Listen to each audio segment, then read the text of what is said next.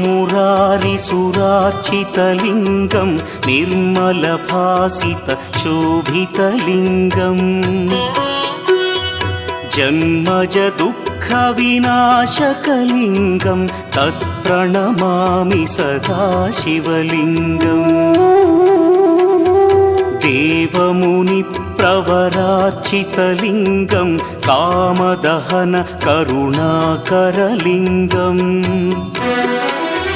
रावणदर्पविनाशकलिङ्गं तत्प्रणमामि सदा शिवलिङ्गम्